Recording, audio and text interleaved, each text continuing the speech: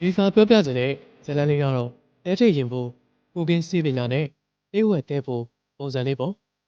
ဇာတ်လမ်းစာမှာလောရလေးတရားကဒီကစင်းကြောင်းနဲ့စာဖွင့်ထားတယ်အဲ့ဒီမြစ်ကနာမည်မြင့်မဟုတ်ဘူးဗျမိသားကန်တွေရှားမှာမောင်းပြက်တဲ့ကြောက်တယ်ဆိုပြီးနာမည်ကြီးတယ်အဲ့ဒီနောက်မောင်းမိတဲ့သူတိုင်းပြန်မလာကြတော့ဘူးပြန်တွေ့ရင်လည်းဘောင်းမရှိတဲ့အလောင်းတွေပဲရေကန်းဆက်မှာပြန်တွေ့ရလို့ရှိတယ်စာပိုင်းမှာတော့လန်နာရီလို့ထင်ကြပေမဲ့ကဲတယ်လူတွေပျောက်ပျောက်သွားတော့ရွာသားတွေလည်းကြောက်လန့်နေကြတာပေါ့ဒီနေ့ကျတော့မိအေးဆိုတဲ့ကောင်မလေးတယောက်ရောက်သွားတယ်ညကန်းဘေးမှာသူ့ဖက်နဲ့လေးပဲတွေ့ရပြီးလူကတော့အရေးအယောင်တော့မတွေ့ရဘူးရွာသားတွေနဲ့ရွာလူကြီးဥတော်ဝါကတော့ဒါဘောင်းပြက်တည်းရဲ့လက်ချက်ပဲဆိုပြီးလက်လျှော့လိုက်ကြတယ်ဒါပေမဲ့မိအေးအတော်ဖြစ်သူလော်ကင်စိန်ကတော့ဒါကိုလုံးဝမယုံဘူးဒါကြောင့်မြို့ကဦးဆန်ရှာဆိုတဲ့လမ်းမြေကြီးပုဂ္ဂလိကစုံတော်တယောက်ကိုငှားပြီးစုံစမ်းခံလိုက်တယ်။ဦးဆန်ရှာရွာရောက်တော့ရွာရဲ့အခြေအနေကတော်တော်ထူးဆန်းနေတယ်။ရွာလူကြီးကလည်းအတော်ဖြစ်သူဒေါခင်စိန်ကိုရန်လိုနေတယ်။မိအေးရဲ့အဖေရင်းကလည်းသမီးပြောက်သွားတာကိုစိတ်မပူတဲ့ပြင်သူ့ဟာသူကောင်းလေးနဲ့လိုက်ပြေးတာနေမှာပေါ့ဆိုပြီး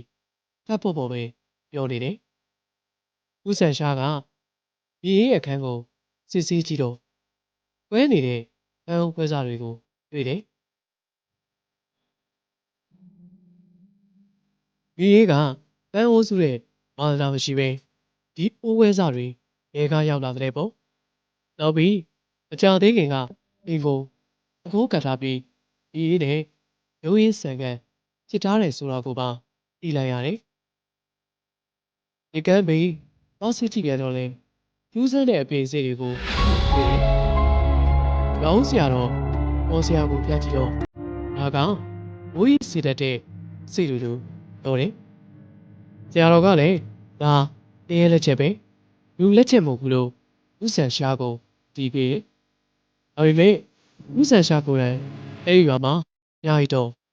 ဘောင်းပြတ်တည်းကြီးသူ့ကိုလိုက်သက်တဲ့အိမ်မက်ဆိုးတွေ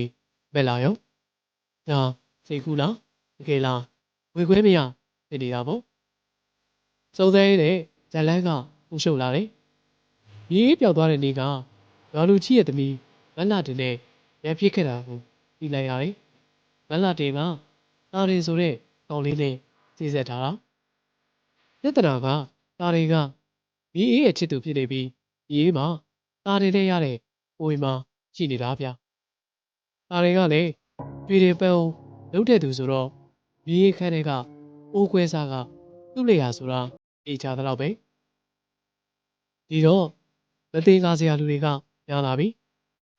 နံပါတ်1ဒါတွေသူ့ဖောက်ပြန်မှုနဲ့ကိုဝင်ကိစ္စကိုဖုံးကျင်လို့တတ်တာလား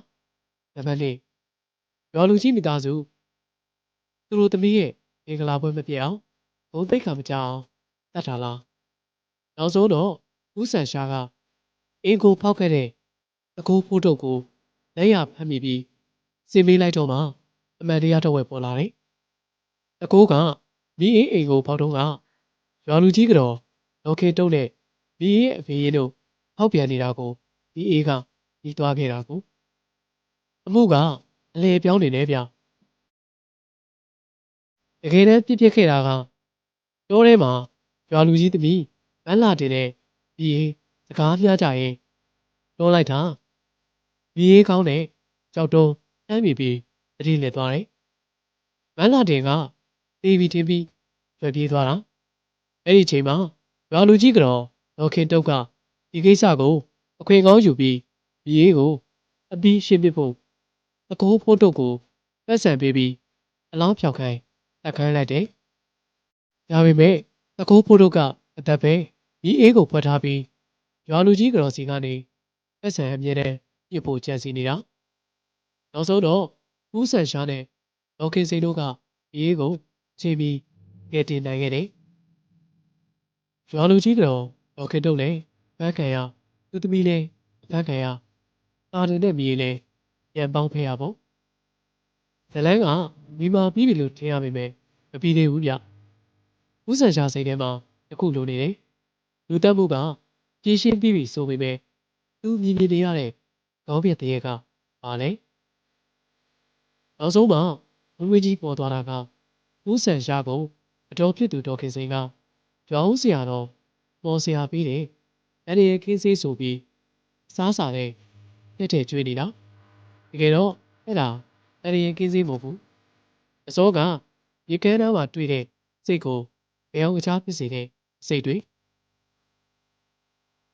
လိုခဲ့တဲ့တစ်သုံးတွေကရွာသားတွေဟာမိသားစုတစ်ခုလုံးကိုသစ္စာပေါက်ဆိုပြီးခေါင်းဖြတ်တက်ခဲ့ဦးတယ်အဲ့ဒီမိသားစုတွေကကလေးတစ်ယောက်ပဲလွတ်မြောက်သွားခဲ့တာအဲ့ဒီကလေးကကြီးလာတော့ရွာဦးဆရာတော်အယောင်ဆောင်ပြီးရွာကိုပြန်လာတယ်ရွာသားတွေကိုဒီစေးတွေတိုက်တရေမြောင်လုပ်ပြီးတယောက်ချင်းစီကိုခေါင်းဖြတ်တက်ပြီးလက်စားချေနေတာဖြစ်နေတယ်ရဲတွေဖမ်းသွားတဲ့အချိန်မှာတော့အဲ့ဒီမော်ဆရာကထွက်ပြေးလွတ်မြောက်သွားခဲ့ပြီ။လက်လန်းဆုံးမှာတော့ဦးဆန်ရှာတယောက်ဒီရွာကြီးကိုကြည့်ပြီးတရေတစီဆိုတာတဲ့လူတွေရဲ့အမှန်တရားနဲ့လက်စားကပိုကြောက်စရာကောင်းပါလားလို့တွေးနေပုံနဲ့ဇလန်းပြီးတော့ပါပြီ။ကျွန်တော်ဒီကနေ့တင်ဆက်ပေးလိုက်တဲ့ဒီဇလန်းလေးတွေမှာလူချင်းတို့ချိန်လို့တဲ့ဆိုရင်ကျွန်တော်ရဲ့ channel လေးကို subscribe လုပ်ပေးထားပါ။နောက်ပတ်ပြားမှာလည်းဒီလိုဇလန်းလေးတွေဗမာဇလန်းလေးတွေကိုတင်ဆက်ပေးတော့ပါမယ်။